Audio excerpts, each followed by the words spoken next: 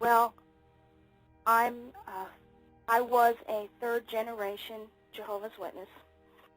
Grandmother was the original one in my family that was one of Jehovah's Witnesses, and she was baptized back in 1940 when my father was only 4 years old.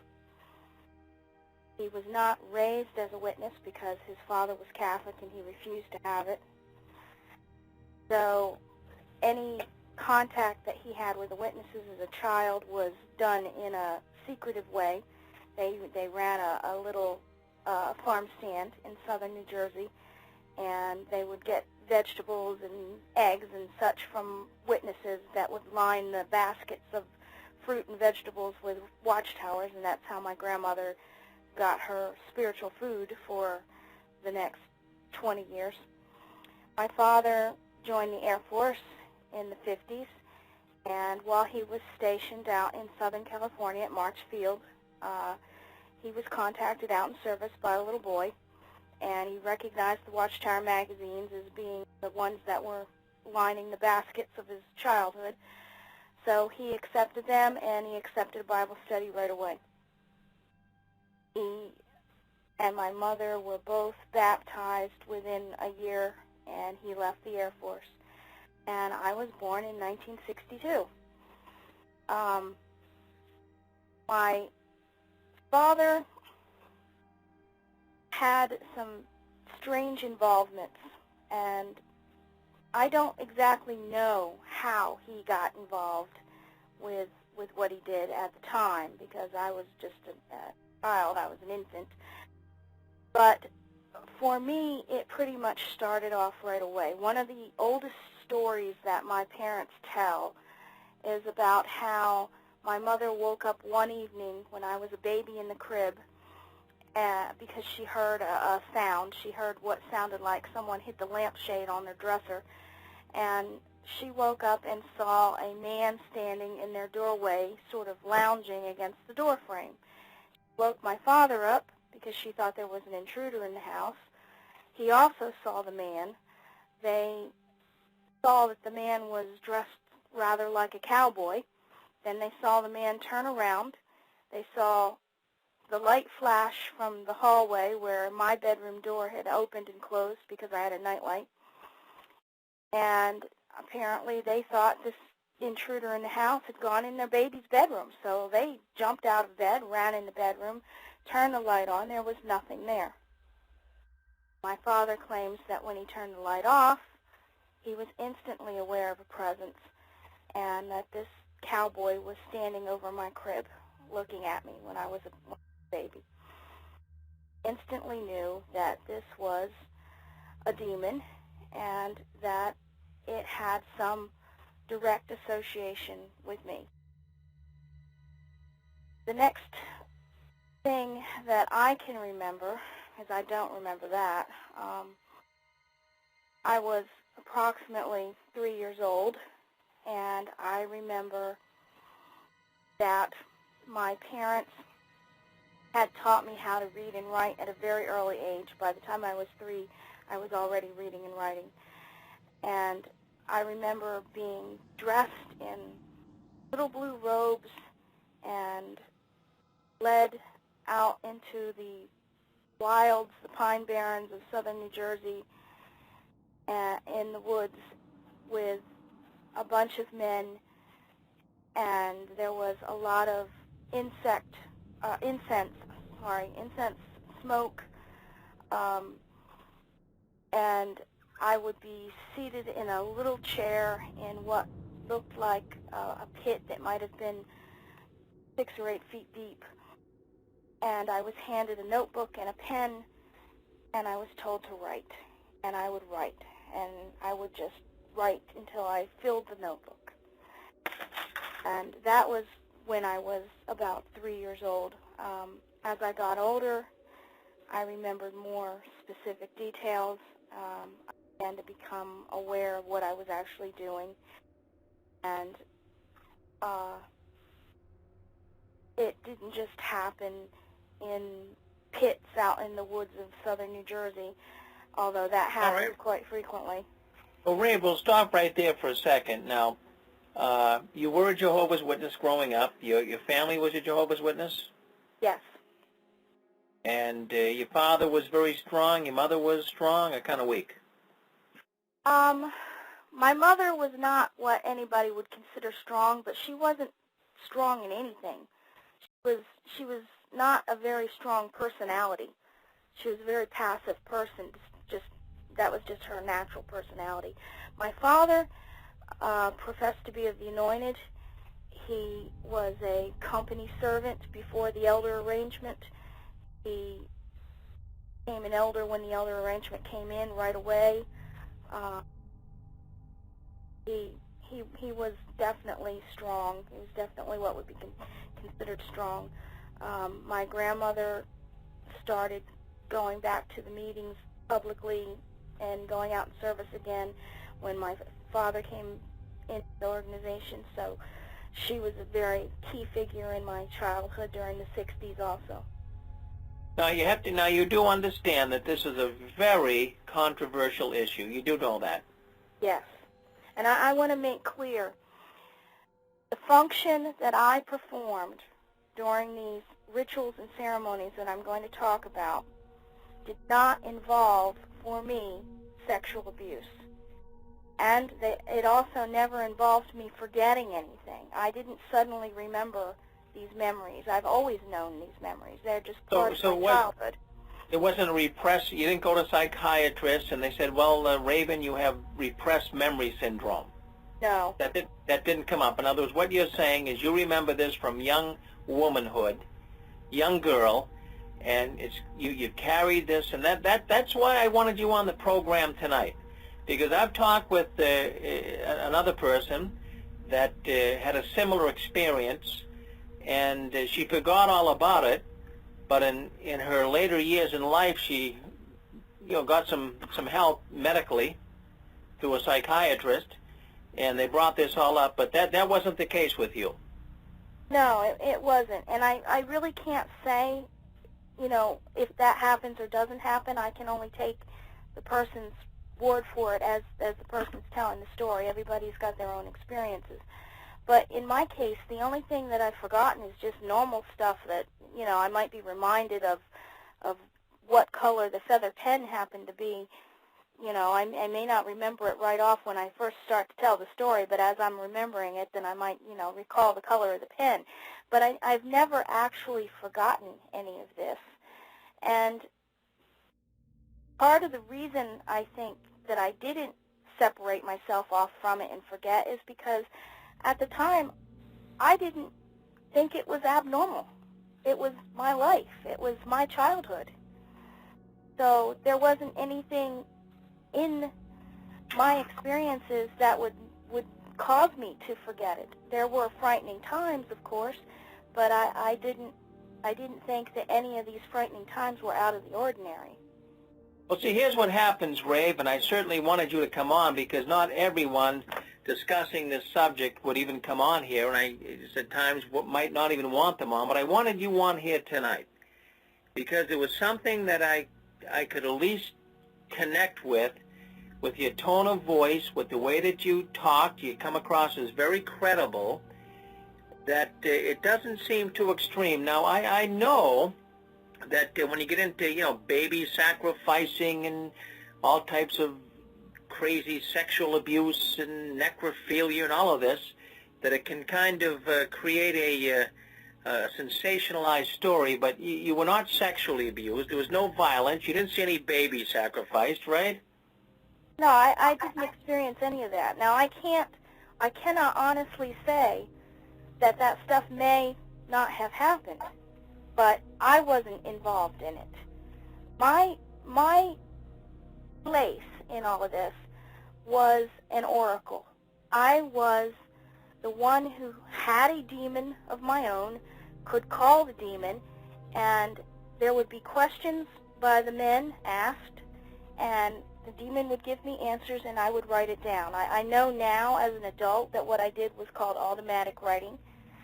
I would fill notebooks and notebooks and notebooks of this. Sometimes in situations where I had a little desk to lean on, or you know, like a lap tray or whatever that I was writing on, I would write right off the page. I would write with my right hand and my left hand. So that was my job in all of this. If there were sacrifices, if there was sexual stuff, which from my own research now on certain types of satanic ritual, I know that would have been normal if it was. I didn't see it. I didn't come into it at that point. I came into it later. Well, that see what it is so many people, because when they hear the word SRA, they jump to big conclusions. It's very conspiratorial, and I can understand why, because a lot of the stuff really hasn't been totally substantiated. But your story is different. That's why I was willing to have you come on here and talk with us about this.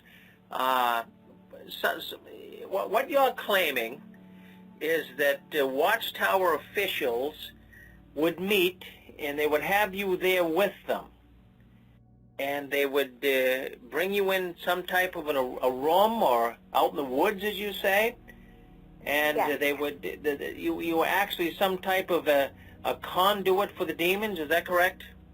Yes. What it would be called today would be a channeler. But you know, at the time, they didn't use those words. I didn't know what those words were. But that's what I was doing. I was channeling. So when you were young, you were, say, 3, 4 years old, it started. Yes. And how many times a week did this take place, Raven? I would just guess and say that it was at least once a week. The more informal gatherings, the ones out in the woods behind my house, or the ones after an elders meeting in the back room at the Kingdom Hall, those instances happened once a week, once every 2 weeks.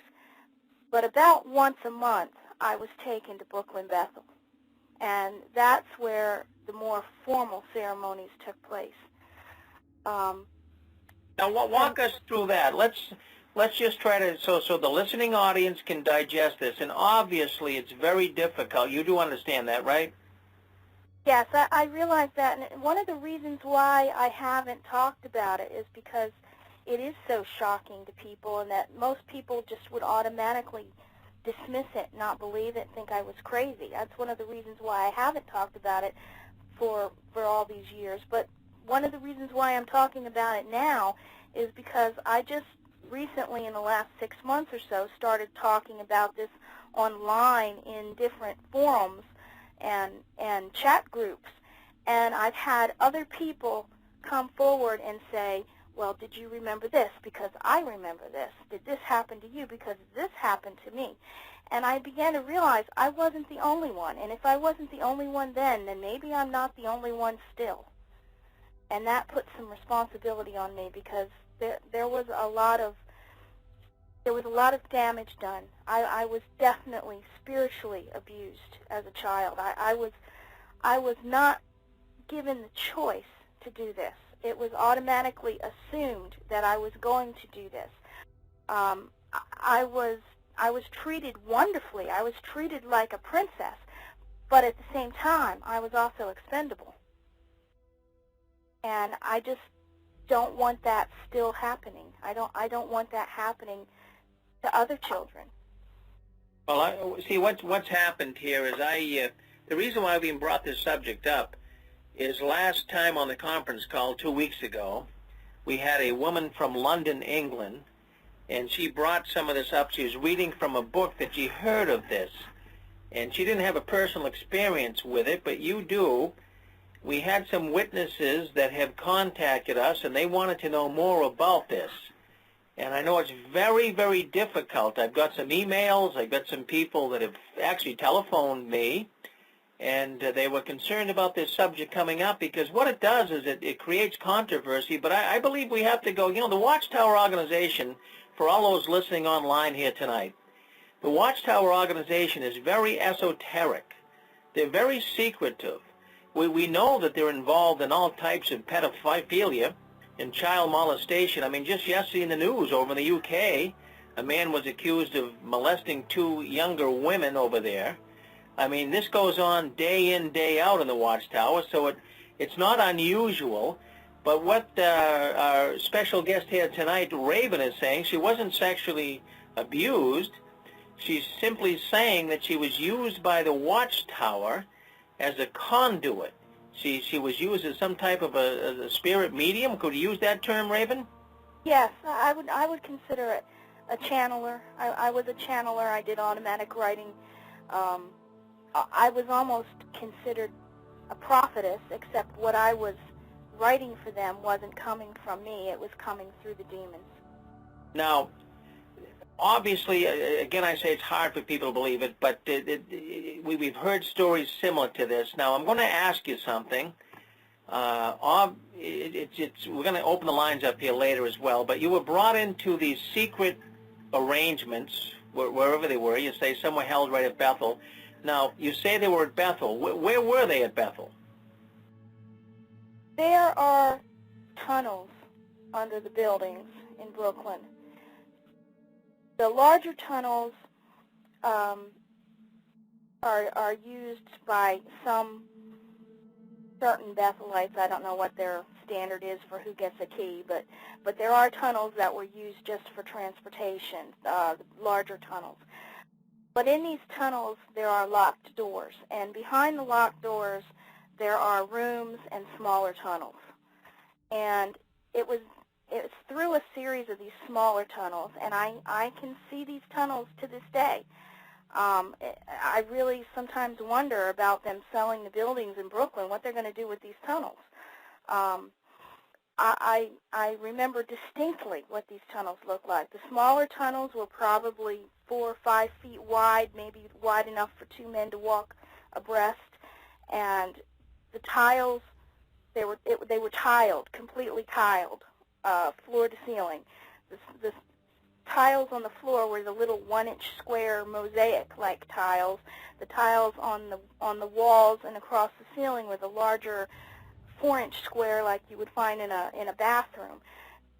To me, it gave me the impression that for some reason these were waterproof tunnels. I'm not sure about it, but it's possible there may have even been drains in the floor. I don't know, but it gave me that impression because of all the tile. The lighting in the smaller tunnels were not fluorescent tubes; they were bulbs. They had sort of a yellowish cast to them, so everything to me, to my childish eyes at the time, looked sort of sepia, sort of a brownish beige was the coloring in there. There were doors. The doors were similar to the kind of doors you might see in a school where they had the bar that you pressed on to get into. And behind these doors were rooms. And it was in these rooms where we would go and have the more formal ceremonies. I would be taken into the room. There would be a closet, a smaller room off the main room, and I would be taken to the closet where there were blue robes for me to wear. I remember distinctly my robes were blue. There were anywhere from, I'd say, 5 to 12 men. There was an altar set up at the front. To me, it looked like a kitchen counter because it had like either a granite or a marble slab on the top, and it was just a big square thing, big rectangle thing. There were chairs. I want to say most of the time there were probably 12 on each side. It was set up so that there was maybe 3 or 4 rows of 3 on each side with a center aisle dividing the two sections. Set up like a little book study, except that it had this counter, this altar at the top of it. And I would go in and I would change into my robes. There were never, that I remember, any women there to help me. I don't remember seeing any other children at the time.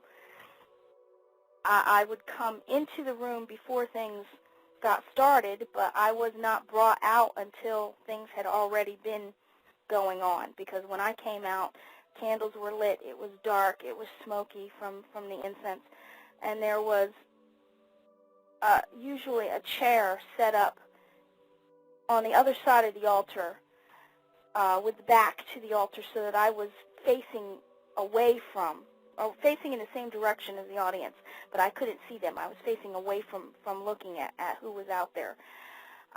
There would be 8, 10, 12 men also in dark robes in a half circle around the front of the altar. And there would be someone with a censer smoking up the area.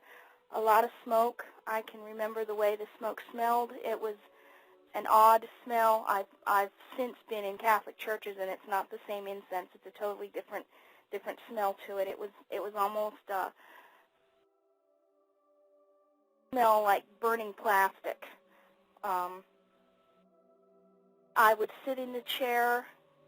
I would feel the trance coming on with all the smoke and all the incense, and then it would seem as if the demon was standing behind me where the altar was, and he would put his hand on my shoulder, and I would feel it go through my arm, and somebody would hand me a notebook. The notebooks were just the regular composition, black and white modeled notebooks that you use in school, but the pen was usually a feathered pen, and I remember it because I used to think they were really pretty, and I wanted to take one home, but I never got to take one home. They were dark, maybe black, maybe red, a burgundy color. Could have been purple, I don't know, but it was a dark color that the pens were. The candles were also dark. I would start writing. I would write and write and write, and when my right hand got tired, the demon would put his hand on my other shoulder, and I would switch hands and start writing with my left hand.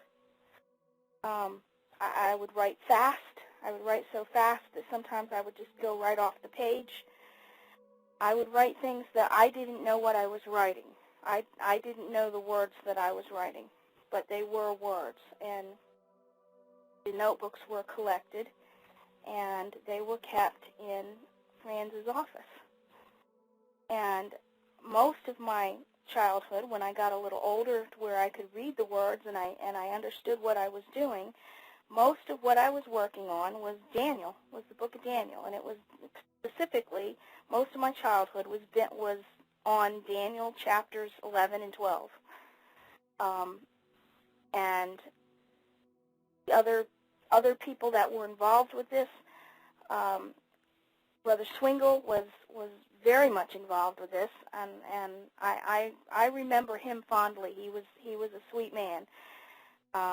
He would make sure when I came to visit that he'd ask me if I had finished my piano lessons for the day.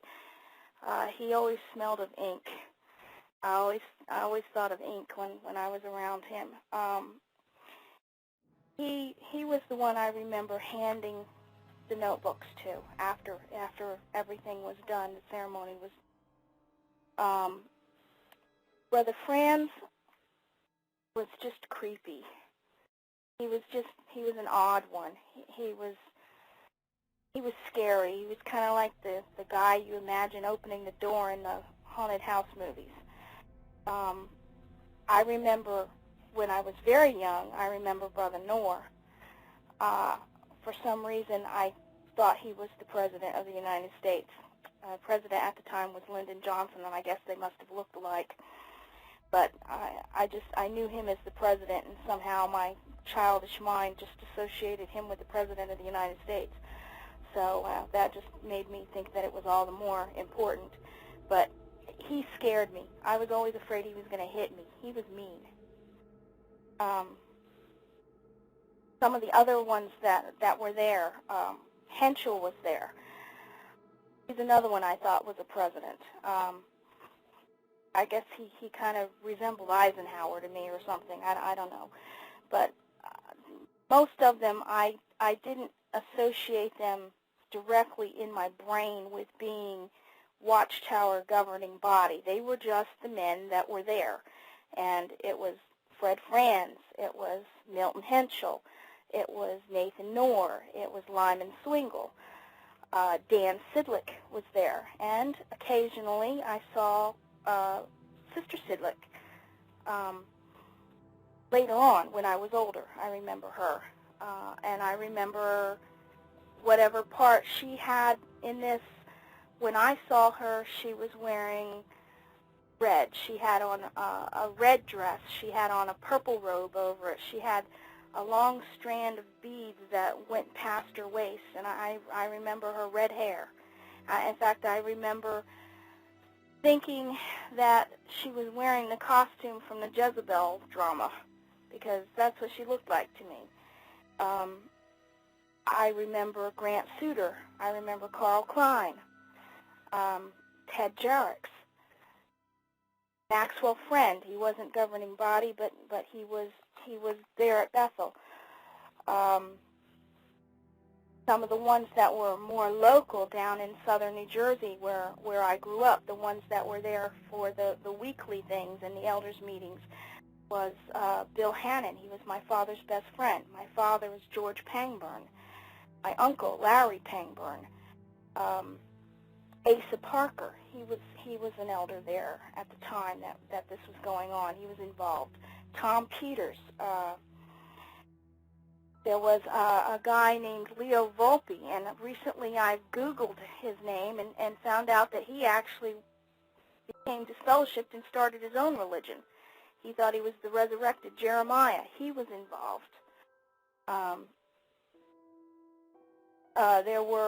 There were others besides Bill Hannon. He had family that were with Russell in Pittsburgh and Brooklyn. Mary Hannon, George Hannon, that was his aunt and uncle. They weren't married. I believe they were brother and sister. If I can remember the stories correctly, George Hannon developed schizophrenia, and he was still at Bethel. They kept him there until he died. Mary Hannon is buried in the cemetery at the farm. I've seen her grave. I've also been in rituals at the cemetery at the farm. In fact, that is where we went after the memorial and had another memorial. And it was during those times with the bread and the wine that I was actually given bread and wine and partook with the rest of them.